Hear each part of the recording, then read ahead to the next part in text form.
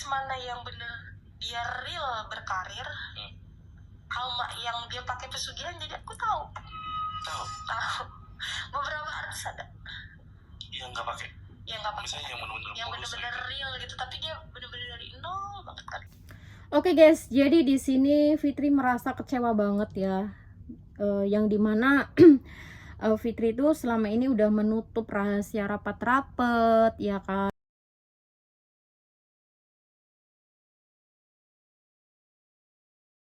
Halo, assalamualaikum, hey guys, welcome to my channel YouTube Sejarah Hidup by Mi Ica. Oke guys, kita lanjut part 3 ya, podcastnya Fitri di Jejak Backpacker, yang konon bosnya yaitu seorang artis terkenal yang melakukan pesugihan Gunung Kawi. Oke, nah jadi buat kalian yang penasaran part 1, part 2 kalian bisa cek aja di video, dan ini lanjut di part 3. Oke. Makanya aku pasang mimik sedih, aku pura-pura nangis pas minta izin, tapi aku nunduk, aku nggak berani ngeliat mata dia. Total keseluruhan tumbuk tuh banyak juga berarti ya? 13 orang. 13 orang? Yang kerja semua. Gila sih. Tapi nggak pernah ke-up loh, kayak sopir si Anu meninggal, sopir artis ini meninggal, nggak pernah ke-up. Tertutup aja gitu? Tertutup aja. Dan bahkan dari pihak keluarga udah. Keluarga korban pun juga kan ini nggak ke-up nih. Iya. Kan kakak yang ada di lokasi itu. Nah itu ada yang sampai nyamperin kah atau ada curiga atau gimana? Nggak ada, ibunya loh. Mereka sama sekali kayak ya udahlah gitu, mungkin dikasih kompensasi ya, aku juga nggak tahu. Tapi aku pernah ngeliat ibu ngasih amplop tebel segini nih. Ngasih tebel. Iya, dia bilang uang bela sungkawa. Iya, terus terima kasih ya, maaf mungkin kerja di aku dia kurang tidur apa, jadi ada sakit nggak ketahuan gitu. Memang kita dibebasin selama nikah itu, selama kerja di situ kita dibebasin, ibu makan apa kita pun makan, nggak ada perbedaan ini buat kru, ini buat asisten, nggak ada, semua sama rata, kayak duduk makan gitu bareng gini sama. Makanya di apa ya, di TV itu dia dikenalnya kayak ibu peri, baik banget sama asisten, baik sama karyawan, semua baik, kayak mencerminkan dia ibu rumah tangga yang baik, istri yang bahagia, ibu yang bahagia gitu. Aslinya tidak seperti itu. Tapi yang gue bikin penasaran tuh ini Kak Fitri, suaminya tahu nggak sih dia suka ritual ke gunung? Tahu kan sebelum nikah dia udah gitu. Sebelum nikah sama bapak kan dia udah gitu. Oke. Tapi tidak ada larangan kah atau gimana dari pihak suaminya? Mungkin dia ya, satu, suaminya kecintaan banget ya sama dia. Kedua, mungkin dia ngomong ya udahlah biar sama-sama kita naik karirnya, karena kan niat awal dia kan kesana biar karirnya naik, biar bagus kan, dia awalnya gitu. Cuman yang melaksanakan cuma si istrinya dong. Iya. Suaminya ya udahlah, dia sibuk pekerjaannya segala macam. Apa sih, kita ngelihatnya itu dia bisa langsung naik ekonominya, langsung naik namanya gitu kan, terkenal itu karena jeripaya suaminya yang warawiri di stasiun TV. Jadi orang bilang karir dia bagus nih, makanya dia punya rumah mewah, bisa jalan-jalan ke luar negeri, setahun bisa 2 kali kan ke luar negeri, semua tim dibawa. Berarti intinya suaminya tahu lah ya, tahu istrinya ngelakuin kayak gitu. Tahu. Mungkin ini sih pandangan aku aja ya, nggak tahu bener enggaknya.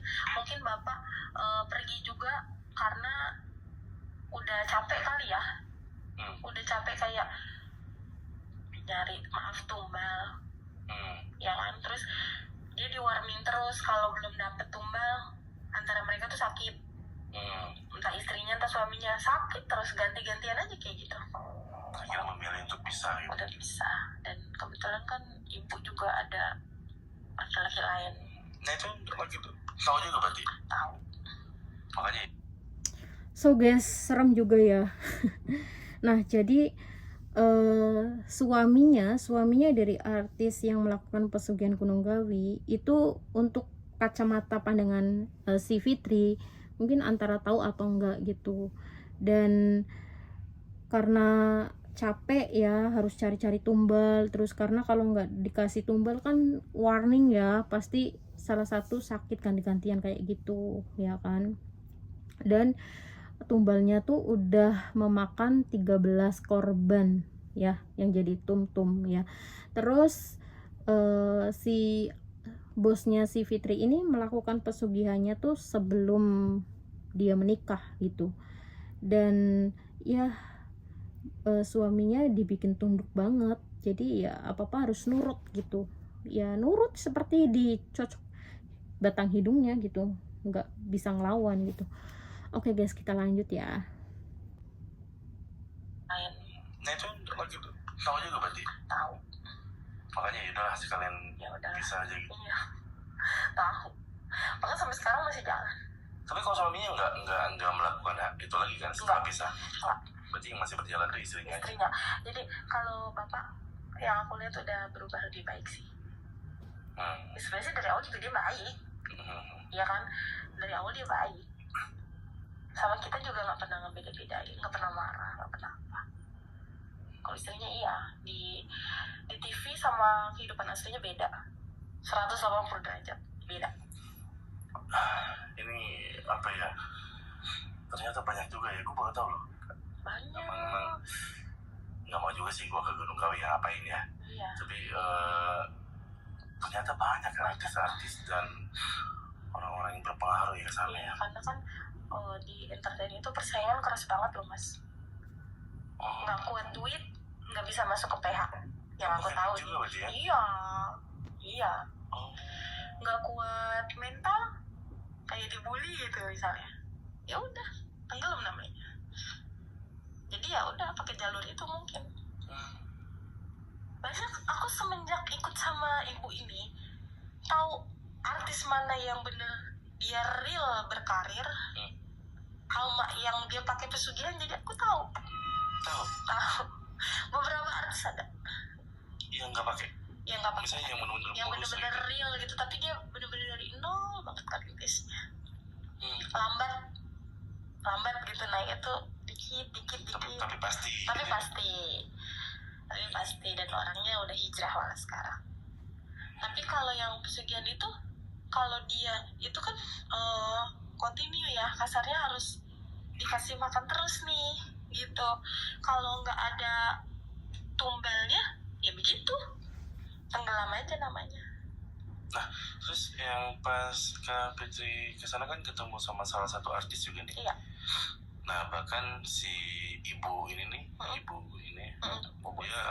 bos, dia kayak mendisklaimer dulu kayak aman si Fitri. Iya. Atau namanya dia nggak bakal dibongkar segala macam, karena dia udah lama ikut saya gitu, bla bla bla. Itu mungkin rasa kekhawatiran sih untuk kasih artis yang ketemu ini kali ya. Iya. Karena kok lu berani sih bawa asisten gitu. Iya. Ngomongnya lu gua namanya dia berteman. Oh enggak kok aman gitu. Dia udah ikut aku udah bertahun-tahun. Dia udah tahu lah rutinitas aku gitu. Dari awal sampai sekarang. Itu penyanyi. Ada penyanyi, ada pemain sinetron juga. Nah yang waktu pas dia bilang kayak gitu, itu siapa? Itu penyanyi atau artis? Penyanyi dangdut. Oh penyanyi dangdut itu? Iya. Oh. Tapi sebentar doang. Enggak bertahan lama. Iya mungkin dia discontinue kali ya kesananya. Karena kan budgetnya nggak sedikit buat kesana tuh. Nggak usah bilang nominal ya? Iya. Ada 2 digit, 3 digit? 2 digit. 2 digit? Iya. Sekali datang. Iya. Kasarnya kan mancing duit pakai duit gitu loh.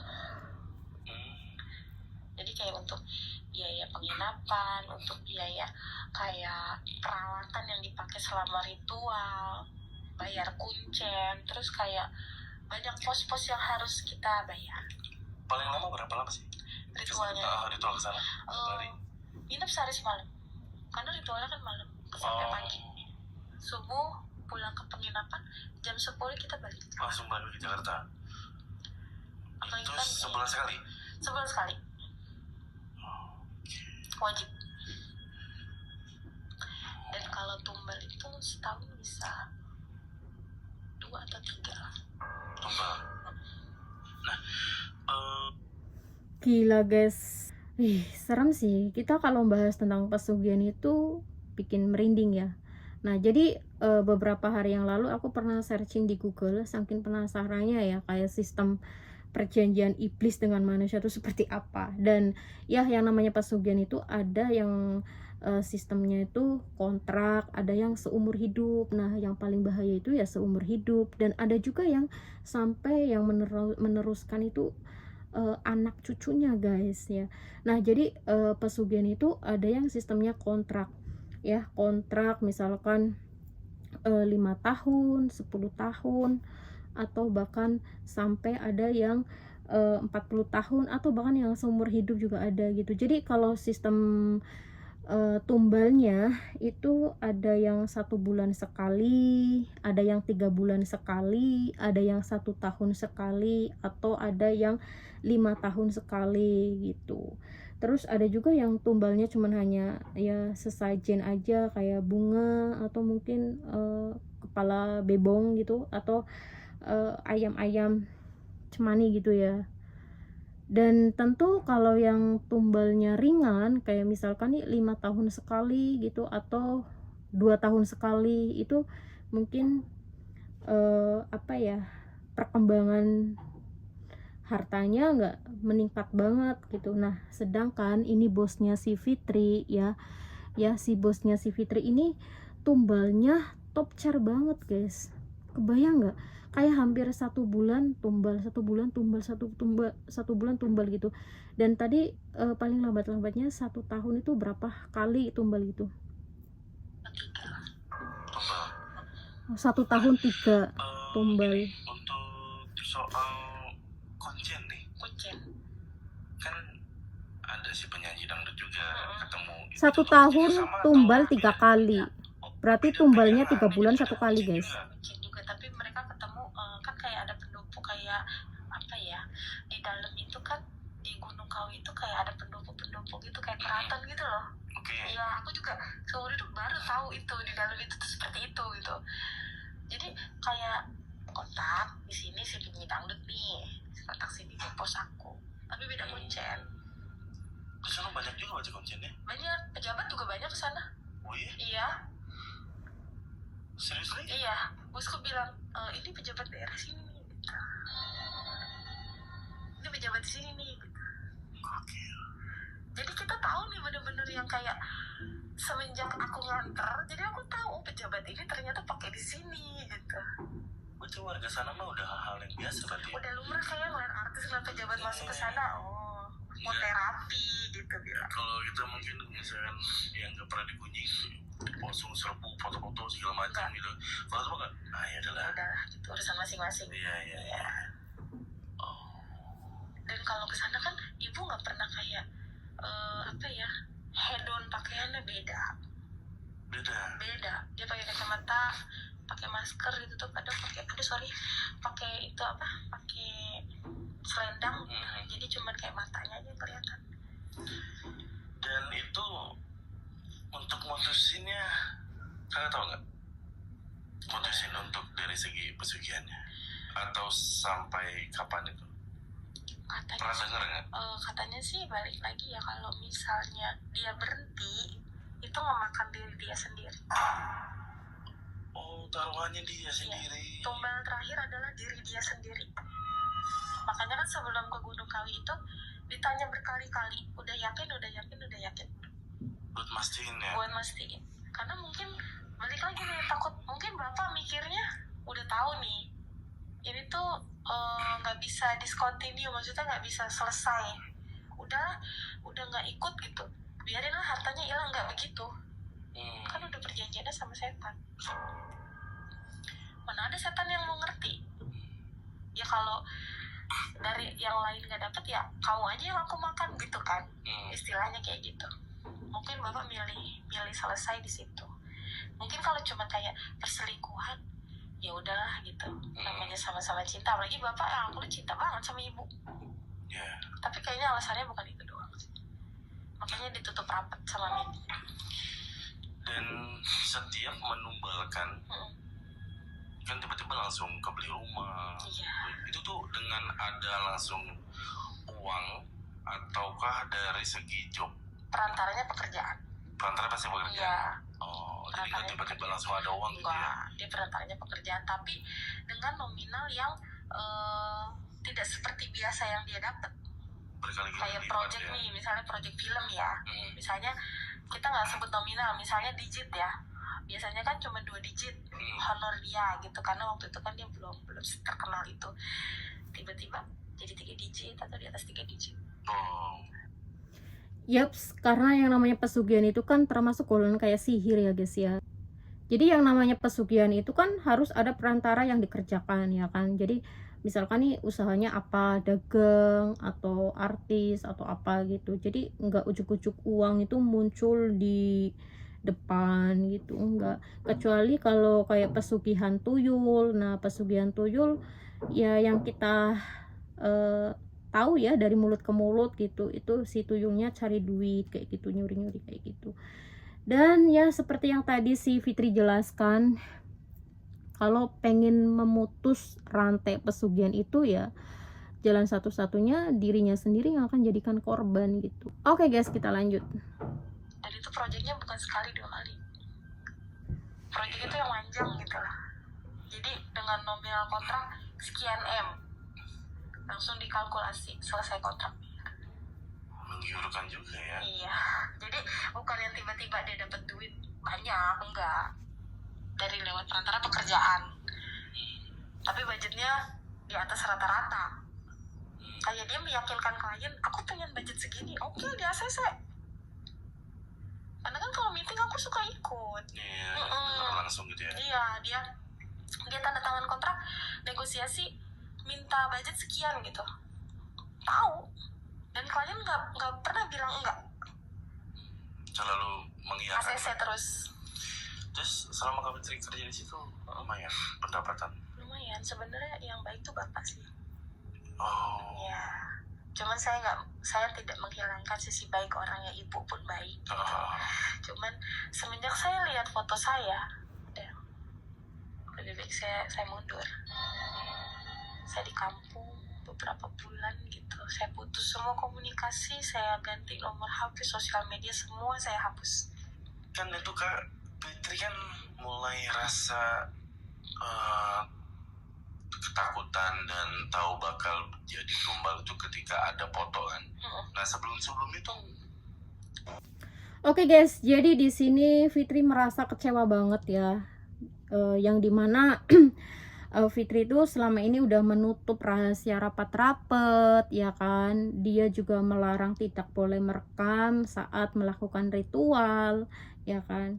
Nah itu Fitri kecewanya kenapa kok saya udah ditutup rapat-rapat, kenapa saya mau dijadikan tumbal ya, dengan melihat fotonya sudah disobek di atas sesajian atau ritual.